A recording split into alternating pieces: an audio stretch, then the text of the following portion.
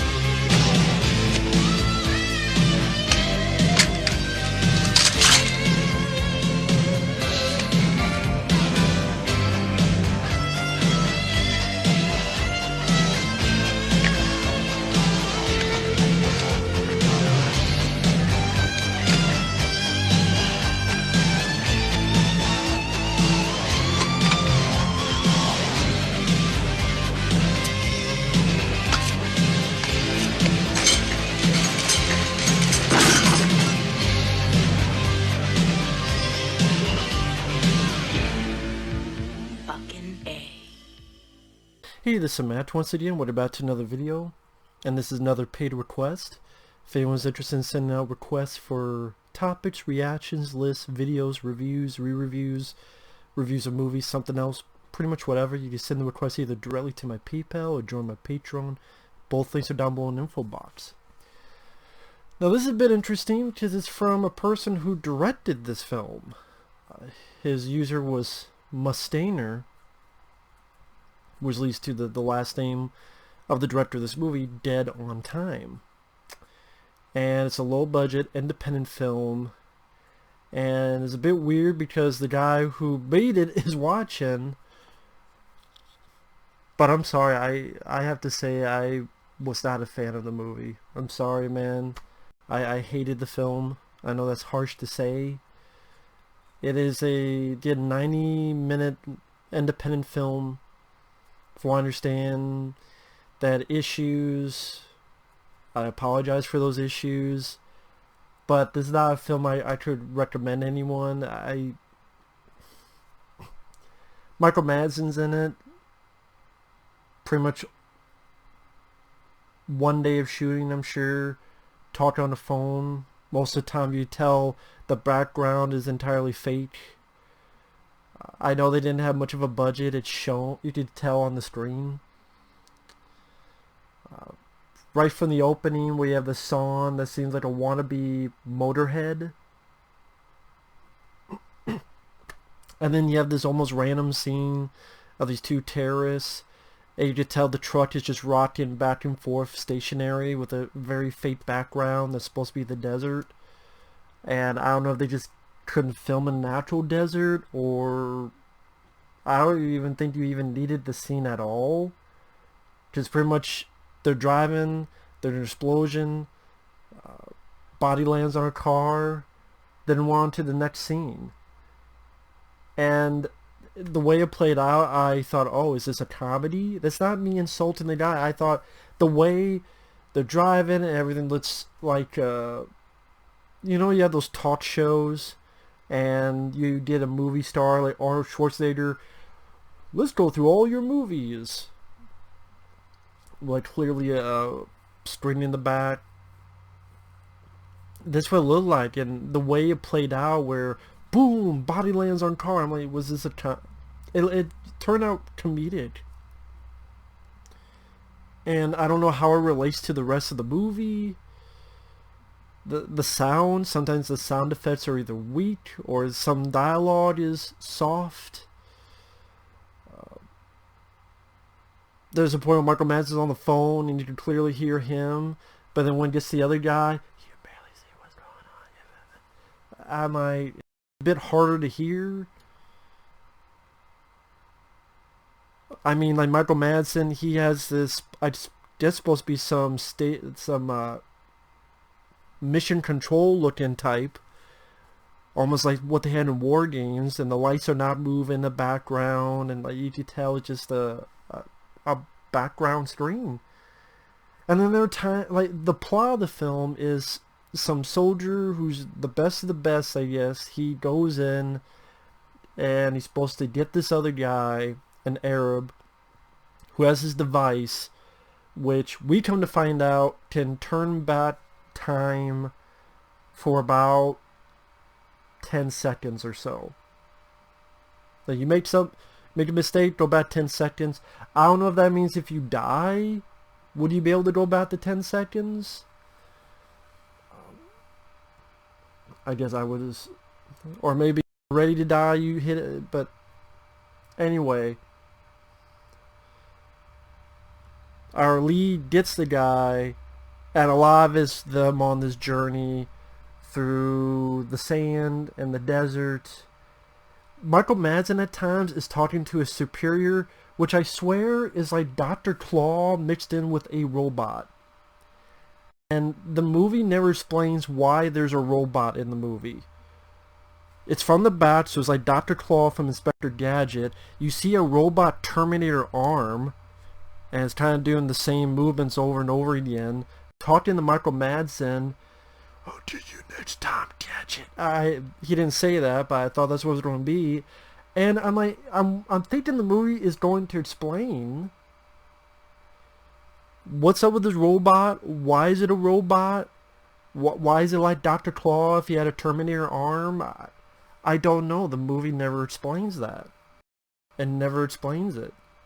I don't know if he's waiting for Dead on Time 2 or Dead on Arrival. Maybe it's, I don't know. I don't know. At times the movie has this very yellow, what I call the piss yellow filter. I've seen this a couple times before, in particular assassination games with Jean-Claude Van Damme, and just personal preference, I'm not a fan of that filter. It looks off-putting, doesn't look, it's not supposed to look real. Even as an artistic choice, to me it just looks ugly, everything looking yellow. I just don't get the appeal.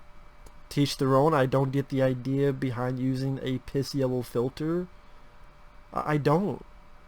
And there are times where Michael Madsen, everything's lit and filtered in different colors, or just, I don't know the reason behind it.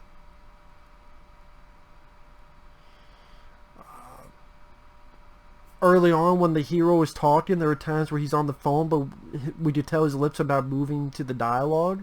So I'm guessing that's ADR. Again, I don't know why Michael Madsen is talking to a robot who's hidden. If it's not Inspector Gadget, Dr. Claw made me think of if you know Collateral Damage with Arnold Schwarzenegger, when the mysterious villain does the, does that thing. That's kind of remind me of too.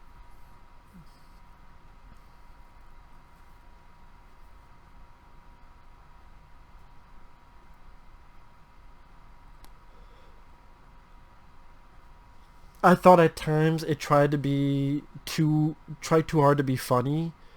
Like, before the guy meets up with who he's supposed to rescue and get this device, he meets up with this other guy who, he gives him this vehicle. He's like, "I got a thing, I gotta go, I just," the way the guy's handling the dialogue, just trying to be too silly. It's almost as if it's an ad-lib that just kept going and going and going. Like, just made something up, and it kind of dragged. And that's another thing for me. This was 90 minutes, and it felt like it dragged a lot. And I know the guy mentioned, well, one of the actors was a pizza delivery guy. It shows. I hate to say it, it shows. That's why I would never be an actor, because I know I would suck at it. I would suck ass at it. It just... before I go on, hey, he made a movie, it got released, that's more than I could ever do. But I can't sit here and say it's a good movie or it's a solid movie or it's an alright movie when I think it is. It wasn't for me at all. It just with then you have four-wheelers, go-karts racing in this van, and then it gets stopped, and then one of the bad guys, for some reason, the others have a sword, but then this one guy has, no, the other guys have a gun, but this guy has a sword that's straight out of Lord of the Rings. I did not know a lot of people, Arabic people, had swords that if it was a lightsaber, it'd be the stuff Kylo Ren had. I mean, it's literally like two steps away from Excalibur. Like Lord of the Rings, this I don't. And then that sword, I don't think we ever see again. I thought there was something about the sword. So, like I said, the whole gist is he's trying to find this Arab that fell from this plane and has this case. The case looks like a clarinet case. And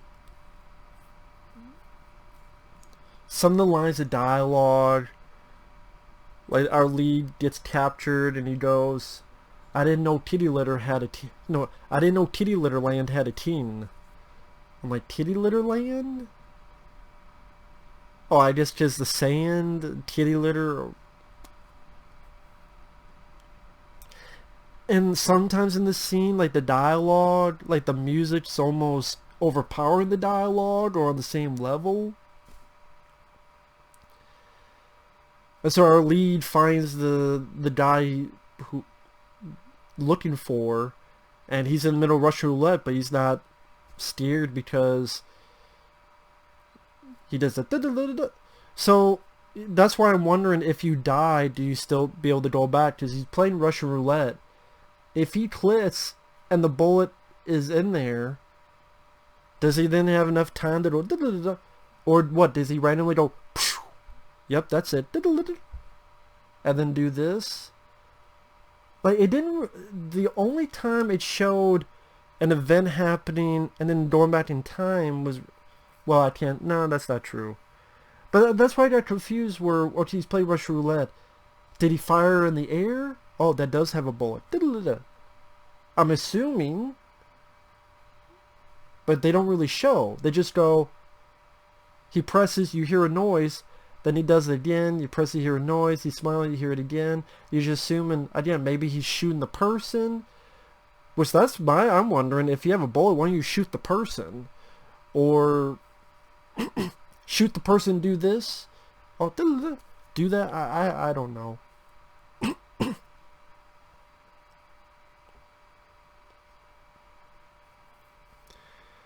Then the weird thing is, I thought for a minute that the lead guy knew this was a device, because he goes, so I guess that device works.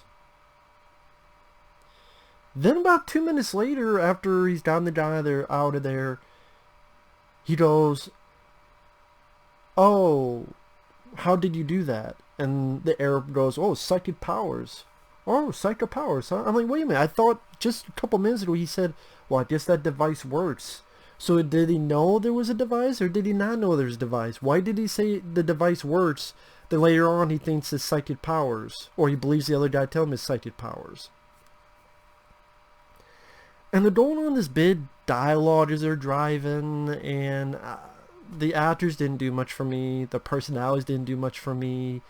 I could tell they were not used to acting, to be fair. Their discussions about the rich and the poor, Arab and Americans, who's better, who's not. And then it's almost like the lead guy would randomly say stuff. What candy bar resatisfies me? When is the Jersey Shore having a reunion? And I'm like, what the fuck is going on? Who cares about Jersey Shore and candy bars? Always like, do not tell me to relax. I know which shampoo is best for dry and damaged hair. I'm like, what the fuck is it supposed to be a parody? And I'm not getting it? Going over my bald head? It's like a lot of it's supposed to be serious, but then you're saying lines like, don't tell me to relax. I know which shampoo is best for dry and damaged hair. I don't understand. That just... Is it supposed to be so out of the blue? That's what makes it funny? I don't get it. I'm sorry. I don't get it. I don't get it. And then this one that was really disturbing, where our lead is trying to get this guy out of there, granted for money, but still trying to help him out.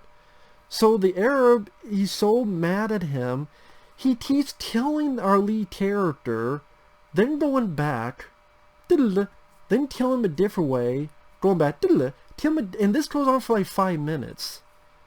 For me, way too long.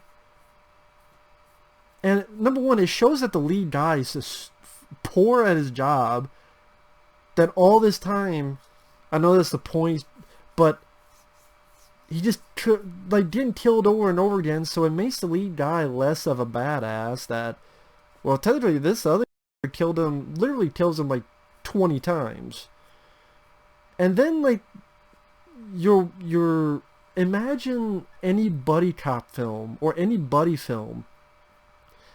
And they had this power. Imagine Kurt Russell killing Sylvester Stallone over and over and over again, shooting him, punching him, breaking his neck, and then from then on, my opinion on the guy who happens to be Arab, I'm like, this guy's psychotic and he's unlikable. And I'm sure that was all meant to be humor and comedy, but again, you have your two leads and one keeps murdering the other, which the guy didn't do anything to merit getting murdered, even if he has the power to. What if the device broke? What if the device stopped working just like that? I'm like, well, I just murdered a guy who has a gun, who has more training than I do. I'm fucked. Why didn't you do that with a bad guy? Like, this is a guy you hate, so you keep, I'm gonna kill you this way, I'm gonna kill you this way, I'm gonna kill you. Like, if he did that with a bad guy, who he, like, tortured him or did something, maybe that could work. But I don't know, I mean, it made the other guy very unlikable. I'm like, this guy is psychotic.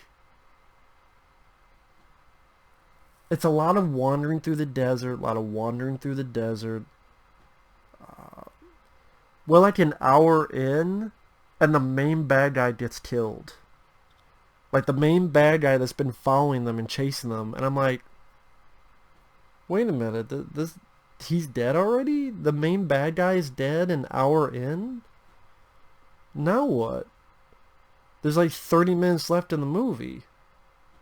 And very kind of lackadaisical way of just shoots him. Nothing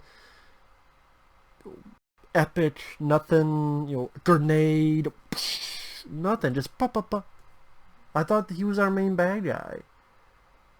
Then it's like another movie starts where they get to this American base where it starts playing Yankee Doodle Dandy while an American flag is in and out of the picture, and it's some hideout. I guess they're an American fort, but they're also piece of shit assholes, ready to kill, torture, whatever. So ultimately, the lead guy leads the terrorists back to that fort. You get shootouts. They didn't do anything for me. It's a lot of this, which I'm not a fan of this. I'm just not. I mean, I saw a little short called 3 Bullets. Right, it was only 8.5 minutes, but that had a better action in its 8.5 minute short film than this. And the shooting just got redundant. I didn't know anybody. I didn't care about anybody.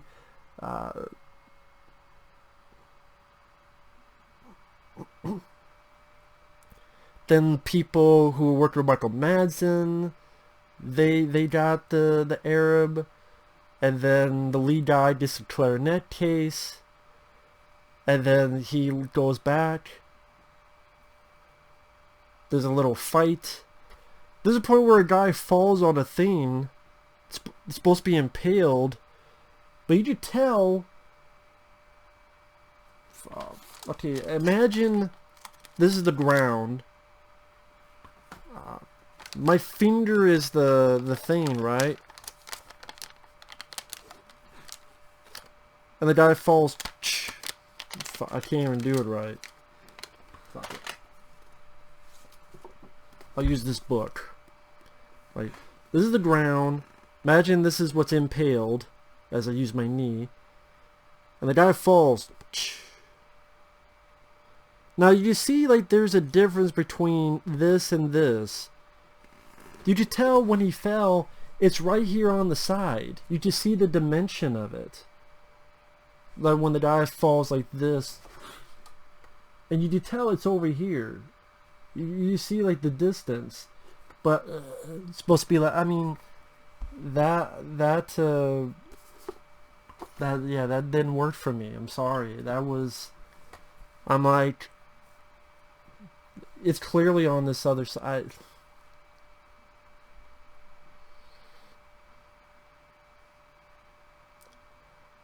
I mean, not even like one of those, what do you call it, the arrow in the head like Steve Martin had.